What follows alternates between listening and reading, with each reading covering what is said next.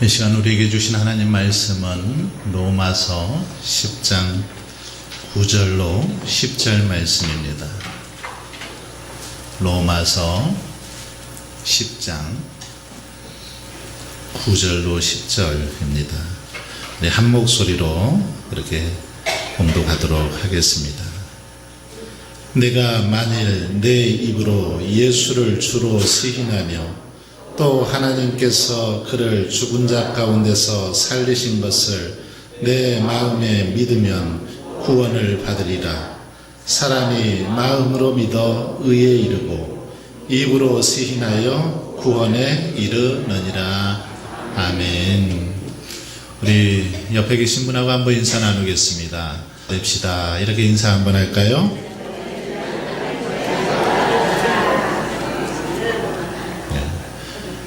믿음의 대장부가 다 되실 수 있기를 바랍니다. 우리가 교회를 다니게 되면 교회에서 제일 많이 듣고 사용하는 말이 있습니다. 무슨 말일까요? 바로 믿음이라는 말이죠. 교회에서 참 믿음이라는 말을 많이 사용합니다. 믿음이 없이는 구원을 받을 수 없다라고 말하죠. 믿음이 없이는 하나님을 기쁘시게 할 수도 없다.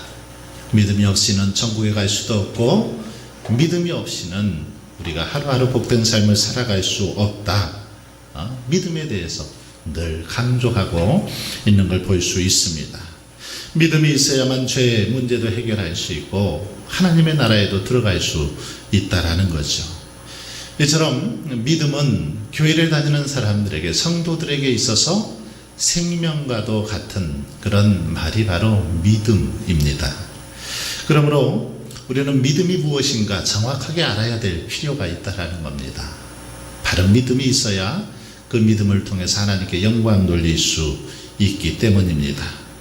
순수하고 분명한 믿음을 소유한 그런 신앙인들이 되어야 한다는 거죠. 성경을 자세히 보면 거짓 믿음을 이렇게 가졌다가 그 믿음 때문에 어려움을 당한 사람들이 많이 있습니다. 또한 병든 믿음을 가지고 살다가 인생의 아주 중요한 순간에 그 믿음 때문에 그의 인생이 그렇게 곤두박질 치는 것을 볼 수 있습니다. 그렇다면 여러분, 성경에서 말하는 믿음, 그 믿음은 무엇일까? 이 시간에는 그 믿음에 대해서 함께 살펴보면서 은혜를 나누고자 합니다. 믿음, 무엇일까요? 참 믿음은 믿음의 대상과 내용이 분명한 특징이 있습니다. 여러분 주보 안쪽에 보시면 나와 있죠. 여기 한번 참고를 하셔도 좋을 것 같습니다. 참 믿음은 믿음의 대상과 내용이 분명하다. 이게 참 믿음의 모습이라는 겁니다. 믿음의 대상 누구일까요? 특별히 우리 기독교에서 믿는 믿음의 대상은 무엇입니까? 우리는 분명한 믿음의 대상을 가지고 있죠. 한번 성경 말씀 거기에 있는데 찾아보겠습니다. 요한복음 14장 1절이죠. 같이 한번 읽어보겠습니다. 시작.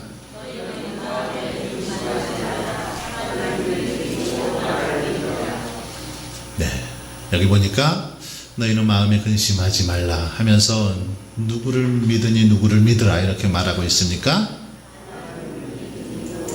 예, 하나님을 믿으니 또 나가 누굴까요? 예? 예수님.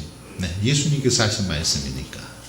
그렇습니다. 이 말씀처럼 우리 기독교에서 믿는 그 믿음의 대상은 하나님이십니다.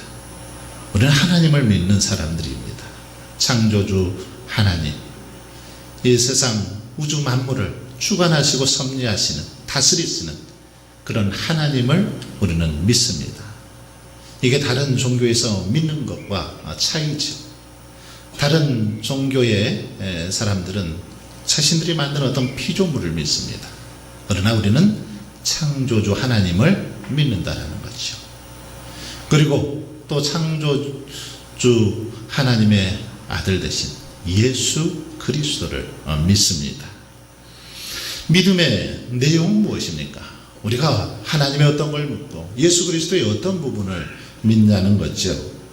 로마서 10장 9절로 10절 말씀 우리가 살펴보았는데 여기 읽었는데 한 번 더 읽어보겠습니다. 로마서 10장 9절로 10절 시작.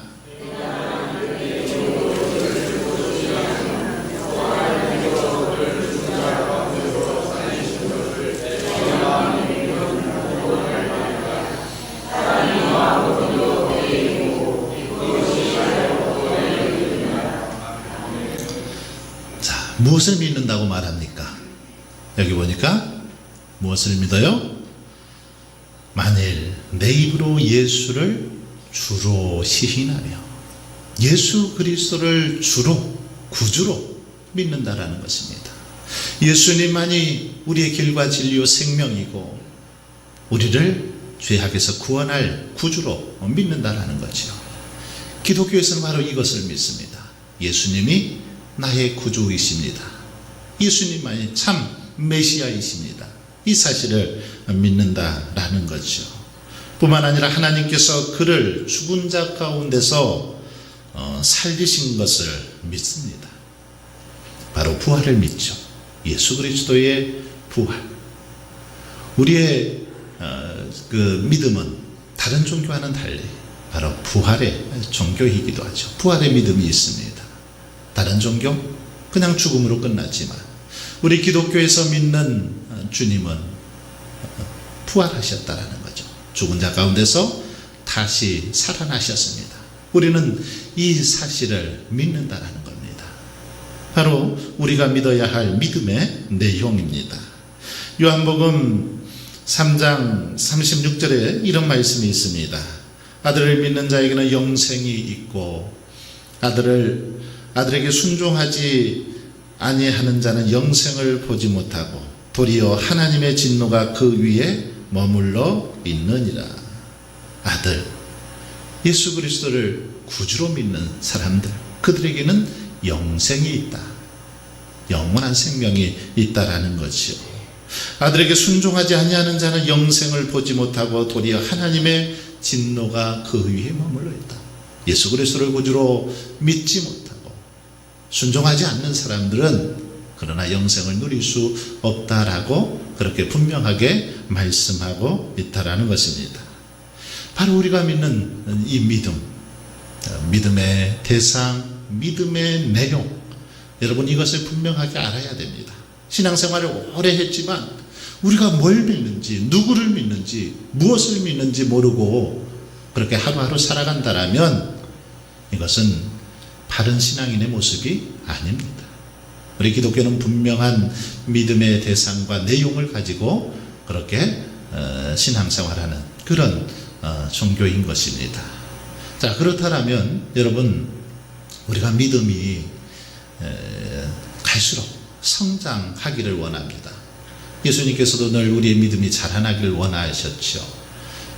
여러분 중에도 누구나 다 믿음 정말 크게 성장하기를 원하죠. 인사했던 것처럼 믿음의 대장부가 되기를 원합니다. 그렇다면 어떻게 해야 우리가 이렇게 믿음이 자랄 수 있을까요? 어떻게 해야 믿음이 생길 수 있습니까? 로마서 10장 한번 17절을 보겠습니다. 읽어보겠습니다. 시작.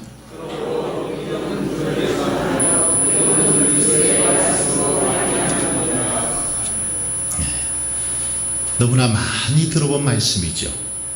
많이 들어보셨을 텐데 믿음 생활은 듣는 것이 중요하다라고 강조합니다. 듣는 거, 우리가 귀를 기울여서 잘 듣는 거, 이게 너무너무 중요하다라는 것입니다. 왜냐하면 들음에서 믿음이 나고 들음에서 또 깨닫게 되고 들을 때 또 우리의 삶이 변화가 되기 때문입니다. 그래서 듣는 것을 잘 해야 됩니다. 특별히 하나님의 말씀을 우리가 귀 기울여 들어야 됩니다. 여기 보니까 뭐라고 말씀하고 있습니까? 들음은 그리스도의 말씀으로 말미암느니라. 들음, 우리가 듣긴 듣되 잘 들어야 되는데 어떤 걸 들어야 되는가? 그리스도의 말씀을 들어야 된다는 겁니다. 하나님의 말씀을 들어야 된다라는 것이죠. 설교 말씀을 잘 들어야 된다라는 겁니다. 세상의 소리 아무리 열심히 들어봤자 그것은 오히려 우리의 믿음을 병들게 합니다. 오히려 우리의 믿음을 다운시키더라는 것이죠. 그렇기 때문에 건강한 믿음, 성장하는 믿음을 갖기 위해서는 하나님의 말씀에 귀를 기울여야 된다. 바울은 힘주어서 믿음은 들음에서 난다. 이것을 강조하고 있습니다. 그러기에 여러분 믿음이 자라길 원한다라면 듣는데 힘쓸 수 있기를 바랍니다. 더욱더 귀를 기울여서 주님의 음성을 듣고 주의 말씀을 들을 수 있기를 바랍니다. 또한 요한복음 20장 29절 말씀 같이 한번 읽어보겠습니다. 시작.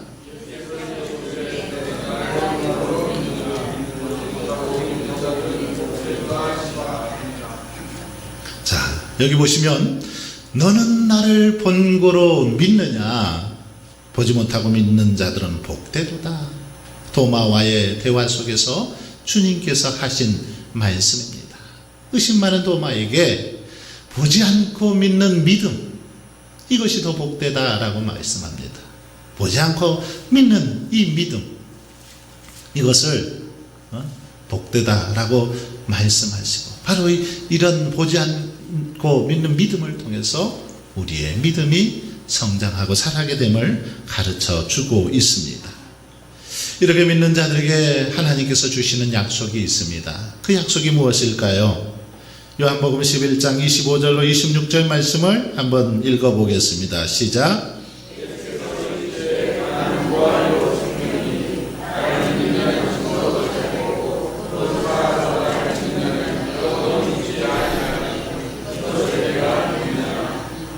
네, 믿는 자에게 주시는 약속이 뭡니까? 바로 부활의 영광입니다. 우리가 예수 그리스도를 온전히 믿고 섬길 때 우리에게 부활이라는 그런 영광을 허락해 주시겠다라는 겁니다. 나는 부활이요 생명이니 나를 믿는 자는 죽어도 살겠고 무릇 살아서 나를 믿는 자는 영원히 죽지 아니하리니. 그렇습니다. 예수 그리스도를 온전히 우리의 구주로 믿고 섬길 때 우리는 영생의 축복, 부활의 축복을 누리게 된다라고 말씀하고 있습니다. 자, 믿음. 우리가 어떻게 무엇을 믿어야 하고 또 어떻게 해야 믿음이 생겨나는지, 믿는 자에게 주시는 약속은 무엇인지 살펴보았습니다. 자, 그렇다면 이 믿음을 다시 한번 한 단어로 그렇게 정리해 보겠습니다. 한번 따라서 해보겠습니다. 믿음은 결단이며 의탁이다. 자, 무슨 말일까요? 믿음은 결단이고 의탁이다. 결단. 이 결단이라는 단어 잘 한번 생각해 보십시오. 믿음이라는 것은 하나님보다 더 사랑하는 것들로부터 돌아서는 결단이라는 겁니다. 하나님보다 더 사랑했던 물질, 하나님보다 더 사랑했던 어떤 건강, 취미활동, 이런 것들이 있다면 이런 것으로부터 돌아서는 결단, 이게 믿음이라는 것입니다. 그래서 믿음은 이 결단력이 아주 중요합니다. 신라가 삼국 통일의 이업을 이룰 수 있도록 가장 큰 공헌을 했던 김유신 장군, 잘 알죠? 이 김유신 장군이 청년 시절 한때 기방을 이렇게 출입하면서 향락에 빠져 살아가던 때가 있었습니다. 술과 여자라는 달콤한 유혹에 빠져서 하루하루 살아가다가 그가 마음에 그 결단을 하게 됩니다. 야, 이렇게 살다가는 더 이상 이렇게 살다가는 아무것도 할 수 없겠구나. 나라를 구하기는커녕 나 스스로도 망하게 되겠구나. 그리고 결단을 합니다. 이제 더 이상 기방에 출입을 하지 않고 나라를 위해서 열심히 싸우겠다. 그렇게 결단을 하죠. 그러던 어느 날 그가 고된 훈련을 마치고 이제 말을 타고 집으로 돌아가는데 너무 피곤해서 그만 말에서 졸고 맙니다. 안장에 기대서 그냥 잠을 자는 거죠.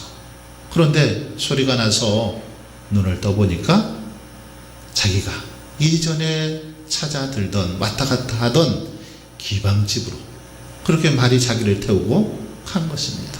그래서 평소 자기를 따르던 기생이 반가이 맞으면서 어서 오라고 막 그러는 겁니다. 이때 김유신 장군은 깜짝 놀라죠.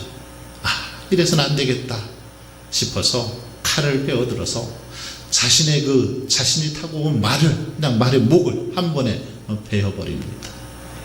왜냐하면 그 말의 습관 때문에 얼마나 왔다 갔다 했으니 말이 저절로 그렇게 기방을 찾아갈 정도가 되겠습니까? 아주 단호하게 결단하고 말의 목을 베어버렸다라는 것입니다. 바로 이런 결단이 있었기 때문에 나라를 위해서 귀하게 쓰임받을 수 있었다라는 것입니다. 여러분, 습관 참으로 무섭죠. 이런 것들 우리의 삶 속에 보면 많이 있습니다. 자꾸만 우리를 유혹하고 자꾸만 하나님께로부터 멀어지게 하는 것들, 이런 것들을 과감하게 끊어버릴 수 있어야 된다는 겁니다. 그런 것들로부터 돌아서는 결단, 이것이 바른 믿음의 모습이라는 것입니다. 신앙생활에 있어서 결단 얼마나 중요합니까? 아브라함의 믿음의 결단이 그를 복의 근원으로 삼아 주셨습니다. 다니엘의 결단이 하나님의 지혜를 잊게 되었고 바벨론의 총리가 되는 축복을 누리게 되었다라는 것입니다.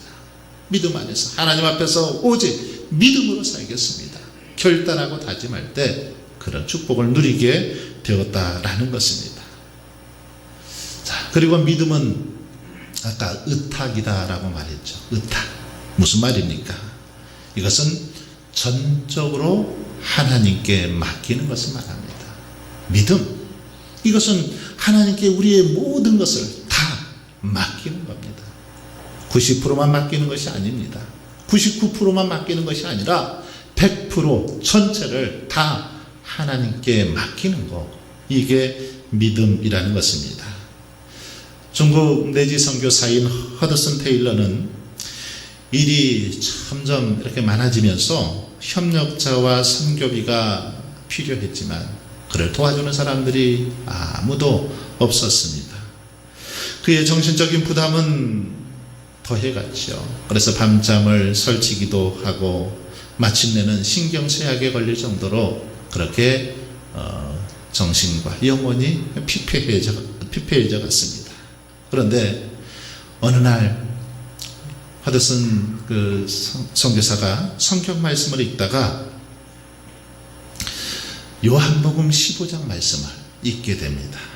여기 보니까 나는 포도나무요 너희는 가지니, 이 말씀을 읽다가 큰 깨달음을 얻습니다. 하나님은 포도나무고 너희는 가지다, 나는 하나님의 가지다 라고 말씀하시는 이 말씀이 가슴에 와닿았습니다. 그 순간 갑자기 태양빛이 비치는 것처럼 그의 마음이 환하게 그렇게 밝아왔습니다. 그는 주님은 포도나무시고 나는 가지다. 그러니 내가 걱정할 게 무엇이 있단 말인가? 하나님께서 다 먹여주시고 채워주실 것인데 나는 하나님만 의지하고 하나님께 붙어있기만 하면 되는 것인데 내가 염려하고 걱정했구나. 그렇게 깨닫고 그때부터 전적으로 하나님께 맡깁니다. 하나님께 다 맡깁니다. 그랬더니 하나님께서 그의 마음속에 평안함을 주시고 그때부터 필요한 선교비를 보내주시고 또 필요한 그런 사람들을 붙여주셔서 사명을 감당할 수 있었다라는 이야기가 있습니다. 여러분, 그렇습니다. 하나님 앞에 전적으로 맡기며 나아갈 때 하나님께서는 우리의 모든 것을 책임져 주시더라는 겁니다. 하나님께 우리가 맡긴 만큼 어쩌면 하나님께서는 일하시기도 하는 겁니다. 100% 맡기면 100% 일하십니다. 1%만 맡기면 1%밖에 일하시지 않는 것입니다. 그러므로 여러분, 전적으로 우리 하나님께 맡기며 나아갈 수 있기를 바랍니다. 한 이야기를 하면서 말씀을 마치고자 합니다. 어느 산골에 마을 하나가 있었습니다. 그런데 이 마을 사람들은 서로를 믿는 믿음이 없었습니다. 마음속 깊은 곳에 서로에 대한 의심으로 가득했습니다. 그들은 언제나 서로를 속이고 또 서로에게 속으면서 살아갔습니다. 그래서 다른 마을 사람들은 이 마을을 향해서 못된 마을이다 이렇게 별명을 붙여줬습니다. 하지만 그 마을에는 딱 한 사람, 이 곰보라고 불리는 약장수가 있었는데 이 사람은 아주 정직했습니다. 곰보 약장수는 이 마을 사람들로부터 언제나 속임을 당했고 놀림을 당했지만 그는 결코 거짓말을 하거나 거짓 약을 팔지 않았습니다. 그러나 못된 마을 사람들은 정직한 이 곰보 약장수의 말을 믿지 않았습니다. 곰보 약장수도 그들처럼 다른 사람들처럼 자기들을 속일 것이다 그렇게 생각했기 때문이죠. 어느 날 이 못된 마을에 전염병이 일게 됩니다. 아주 지독한 전염병이 들게 되는데 전염병으로 인해서 수많은 사람들이 죽어갔습니다. 그러자 곰보 약장수는 전염병을 고칠 수 있는 약을 구하기 위해서 깊은 산속으로 들어가서 약을 찾아 헤맸습니다. 며칠 후 곰보 약장수는 약을 구해서 돌아왔습니다. 그런데 못된 마을 안에 보니까 이미 다른 약장수들이 와서 이것이 효험이 있다고 가짜 약을 그렇게 팔고 있었습니다. 전염병에 아무 효과도 없었는데 효과가 있다고 그렇게 거짓말하면서 팔고 있더라는 거죠. 당연히 전염병으로 죽은 사람들의 수는 줄어들지 않았고 점점 많은 사람들이 다 죽게 됩니다. 못된 마을 사람들은 불안에 떨게 되죠. 곰보 약장수가 가져온 약을 먹으면 효험이 있다라는 이야기를 듣기는 했지만 그 말을 믿을 수가 없었습니다. 오랜 시간 후에 드디어 못된 마을 사람들은 곰보 약장수의 그 약이 효험이 있다라는 사실을 깨닫게 됩니다. 그리고 전염병처럼 서로를 믿지 못하던 사람들이 그때부터 조금씩 마음의 문을 열고 사람들을 믿기 시작합니다.